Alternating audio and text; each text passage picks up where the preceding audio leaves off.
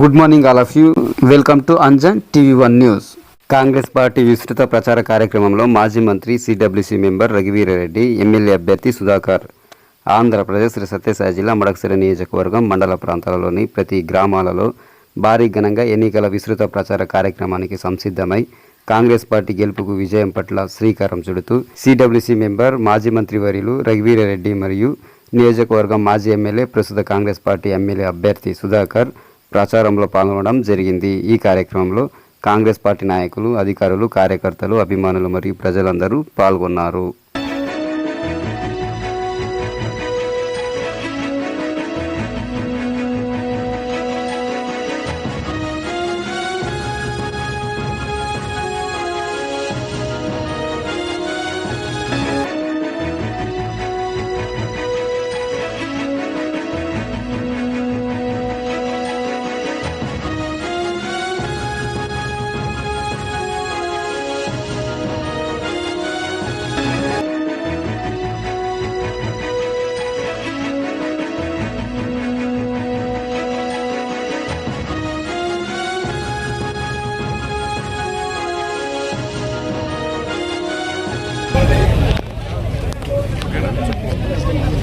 Ready అంటే కోవంత Chandranna okay అన్ని level సీనా పైకి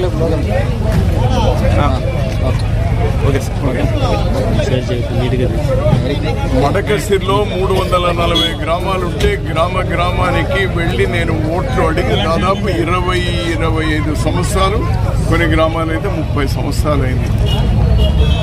ఈ ఎన్నికల్లో ప్రత్యేకంగా ప్రతి గ్రామానికి వెళ్తున్నాను. ఎందుకంటే ఈ తాలూకా ప్రజలు నన్ను నమ్ముతారు, నేను వాళ్ళని నమ్ముతాను.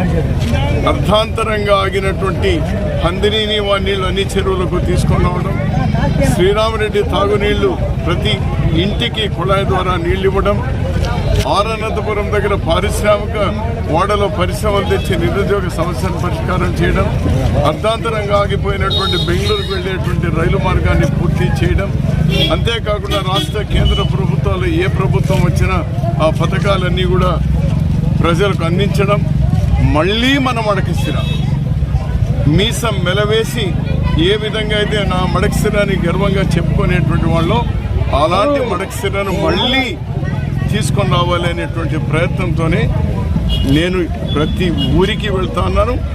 మడకశిరను సర్వతోముఖాభివృద్ధి చేయడమే ఏకైక లక్ష్యంగా సుధాకర్ అప్పుడే నిరూపితమైనటువంటి ఒక ఆణిముత్యం లాంటి ఎమ్మెల్యేగా ఇక్కడ ముద్రపడ్డాడు. అతనికిను అదేవిధంగా ఎంపీకు 2 ఓట్లు హస్తం గుర్తుకు ఓట్లు వేయాలని ఈరోజే ప్రారంభం చేస్తున్నాను. అనూహ్యమైనటువంటి స్పందన ప్రజల దగ్గర ఉంది. వాళ్ళందరూ కూడా నా వాళ్ళు. ప్రతి 1,00,000 ఓట్లు నా లక్ష్యం. మడకశిరలో 1,00,000 ఓట్లు ప్రతి కుటుంబం వాళ్ళు కూడా వీలైతే అన్ని ఓట్లు వేశారు. కనీసం ప్రతి కుటుంబంలో 1 ఓటు నాకు వేసి తీరుతారు. అడిగే హక్కు లేకపోతే అటువంటి సంబంధాలు నాకే ఉన్నాయి. ఈ తాలూకా దయచేసి పేదవాళ్ళ జీవితాలతో, ముసలి వాళ్ళ జీవితాలతో ఆడుకోవద్దండి. వాళ్లకు పెన్షన్లు ఆపమని ఎవరూ చెప్పలేదు. అనవసరంగా దీన్ని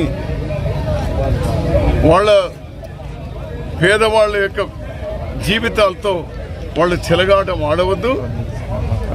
వెంటనే వాళ్ళకందరూ కూడా చేర్చండి. ఒక్కసారి మేము రాజశేఖర్ రెడ్డి గారు ముఖ్యమంత్రిగా ఉన్నప్పుడు, మేమందరూ ప్రభుత్వంలో ఉన్నప్పుడు ప్రారంభం చేసినటువంటివి పేర్లు మార్చుకుంటున్నారు, కానీ ఎవడు ఆపలేడు. ఎవరు ఆపడం చేత కూడా కాదు. ఏదైతే రాజకీయ ఆపేక్షతో ఎవరైతే ఈ పేదవాళ్ళ మీద, ఈ పెన్షన్ల మీద